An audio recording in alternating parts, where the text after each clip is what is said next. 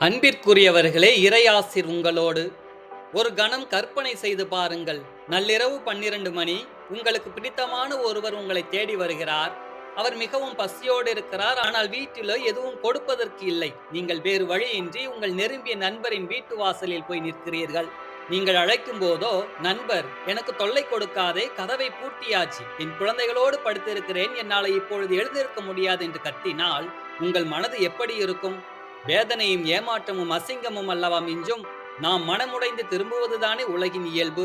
ஆனால் இயேசு இன்றைய உவமையின் வழியாக உணர்வு பாடங்களை கற்றுத் தருகிறார். முதலாவதாக, நண்பன் பசியோடு வந்தவனுக்கு உதவ தொல்லையின் பொருட்டாவது எழுந்து கொடுக்கிறான். ஆனால் இயேசு உவமையை முடிக்கும் போது உறவை நண்பன் என்ற நிலையிலிருந்து தந்தை என்ற நிலைக்கு உயர்த்தி காண்பிக்கிறார்.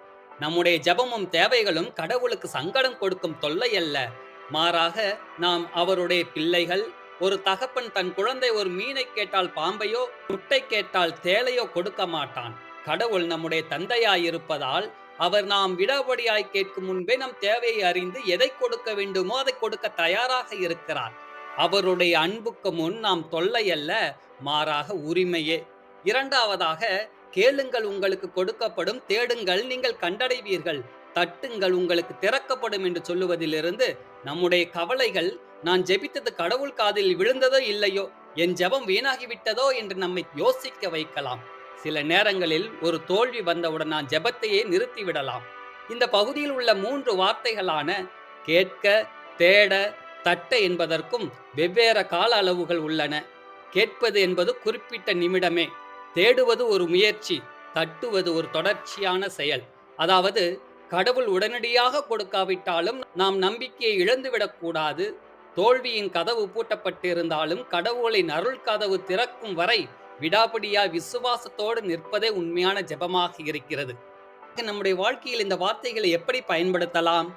உங்கள் தேவையை நண்பரிடம் கடனாக கேட்பது போல அல்லாமல், தன் தந்தையிடம் உரிமை கொண்டாடும் குழந்தையைப் போல கேளுங்கள். எனக்கு இதை ஏன் தரவில்லை என்று முறையிடாமல், உமது விருப்பத்தின்படி இது எனக்கு தேவை என்று கேளுங்கள்.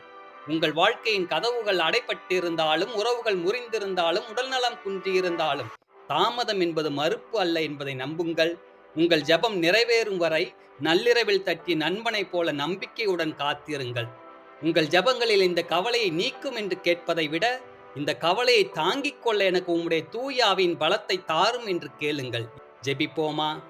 அன்பான இறைவா, நாங்கள் வீணாய் போகும்படி பூட்டப்பட்ட கதவுகளின் முன் மனமுடைந்து நிற்காமல், உம்முடைய அன்பின் மேல் கொண்ட நம்பிக்கையினால் விடாபடியாக தட்ட எங்களுக்கு கற்றுத்தாரும். ஆமேன்.